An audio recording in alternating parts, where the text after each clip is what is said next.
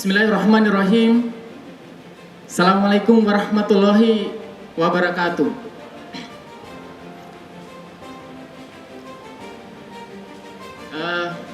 Saya Muhammad Akbar Ali dari masyarakat umum, warga Kelurahan Andunu, Kecamatan Puasia. Pertama-tama kemudian puji dan syukur hadirat Allah Subhanahu wa taala pada kesempatan hari ini kita diberi rahmat dan berkah sehingga kita semua berkumpul di tempat ini dalam keadaan sehat walafiat. Salawat serta salam kita kirimkan kepada junjungan kita Nabi besar Muhammad Sallallahu Alaihi Wasallam beserta para sahabat, tabiin, tabiat dan tabiin, serta kaum muslimin yang konsisten istiqomah dalam memperjuangkan Islam. Para dewan juri, para peserta, dan teman-teman sekalian yang saya hormati. Ya, kritik dan solusi. Saat ini kemudian momentum peringatan Sumpah Pemuda, dan kita melihat eskalasi para pemuda hari ini itu mengalami degradasi secara kritik terhadap kebijakan-kebijakan misalnya pemerintah yang itu tidak pro terhadap rakyat. Misalnya kita menyoal pembangunan Sulawesi Tenggara dalam konsep membangun pemerintah, itu dasar atau fundamentalnya adalah berangkat dari akar masalah atau apa yang sedang dibutuhkan oleh masyarakat itu sendiri. Itulah teori atau pemikiran terkait dengan pembangunan. Dan berbicara terkait dengan pembangunan, itu sama halnya dengan bermain catur. Ketepatan dan kecerdikan dalam melangkah adalah kunci keberhasilan. Kemudian kita lihat seperti apa pembangunan Sulawesi Tenggara saat ini. Misalnya terkait dengan salah satu proyek atau mega proyek Pemprov Sultra yang dicetuskan oleh Gubernur Ali Mazzi beserta wakilnya Lukman Abu Nawas, Jalan Wisata Kendari Tornipa, yang itu menelan anggaran 1,1 triliun, yang itu dikerjakan dalam 2 tahap. Kita menguji apa urgensitasnya terkait dengan pembangunan mega proyek ini. Apakah kemudian wisata Tornipa itu sangat prestisius sehingga harus dibangunkan jalan untuk memantik wisatawan baik lokal maupun mancanegara?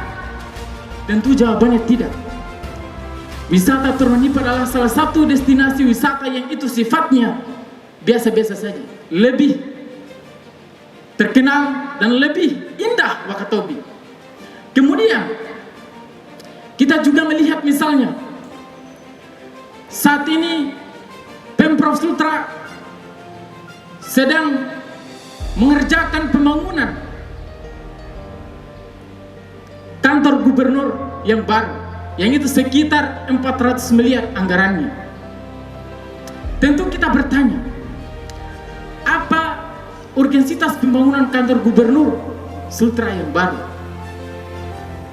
Apakah kemudian kantor gubernur saat ini akan roboh? Apakah kemudian kantor gubernur saat ini itu tidak membuat nyaman? Maka jawabannya tidak.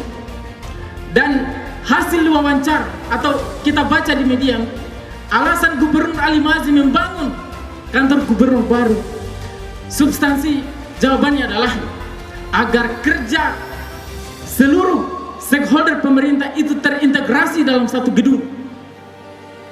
Lalu pertanyaannya, banyak kemudian kantor-kantor yang itu belum lama dibangun dan belum lama selesai. Kantor OPD, Dikemanakan itu kantor? Berarti kemudian kantor-kantor yang sudah dibangun itu percuma, karena kita bangun kantor baru lagi untuk menempatkan para kadis-kadis. Kemudian di satu sisi, Gubernur atau Pemprov Sultra saat ini juga sedang membangun patung Amputo Yoki, yang itu harganya sekitar 60 miliar di bawah-bawah. Dan di bundaran kantor gubernur itu 1,8 miliar. Pertanyaannya, apakah penting untuk membangun patung saat ini di tengah pemulihan ekonomi akibat COVID-19? Apakah kemudian rakyat butuh itu untuk mereka sejahtera? Maka jawabannya tidak. Jadi bisa disimpulkan bahwa deretan program yang dicetuskan oleh pemerintah Sulawesi Tenggara, bukan saja gubernur, tapi juga bersama DPRD Sulawesi Tenggara. Lalu kemudian, misalnya kita bertanya, apa yang dibutuhkan masyarakat Sulawesi Tenggara misalnya? Kita sebut saja misalnya soal jalan. Jalan ini dari rezim ke rezim gubernur silih berganti tidak pernah selesai sampai hari ini. Jalan di provinsi ada 1.900, ada 1.000,9 kilometer di Sulawesi Tenggara. Data terbaru dari yang dikeluarkan oleh Kepala Dinas Burhanuddin bahwa ada sekitar 820 kilometer yang itu sudah teraspal dan tersisa sekitar 183 kilometer yang belum teraspal. Kebetulan di hadapan kita ada anggota DPRD yaitu dari Buton Utara yang terhormat Pak Salam Sadia. Di Buton Utara adalah daerah yang itu jalannya terusak parah, terutama jalur Maligan-Ronta yang itu sudah mendapatkan setengah anggaran, tapi kemudian dominan dari DAK, bukan dari APBD. Kemudian dari Maligano Kambo kalau tidak salah. Jadi bukan, kemudian di Konser, kemudian di Muna. Di Muna itu untungnya ada anggota DPR RI Ridwan Baik yang itu turun tangan bagaimana melobi PUPR agar jalan di Muna itu tuntas. Jadi jalan ini, perhatian pemerintah Sulawesi Tenggara terhadap jalan itu setengah hati.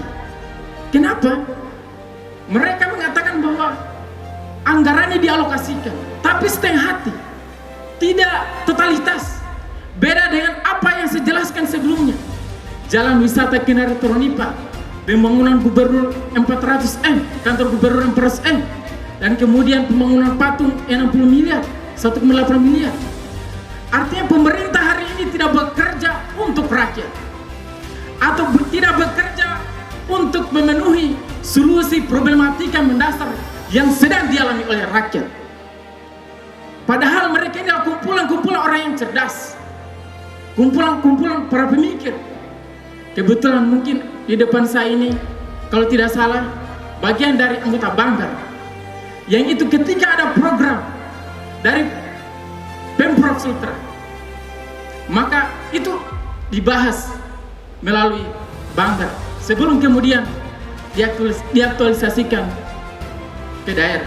Maka kemudian saya sudah dikode oleh panitia bahwa waktunya terbatas. Terakhir saya mengatakan bahwa tidak ada kemenangan tanpa kekuatan, tiada kekuatan tanpa persatuan dan kesatuan. Al-Jama'atul Rahmah wal Firqatul Azab. Assalamualaikum warahmatullahi wabarakatuh.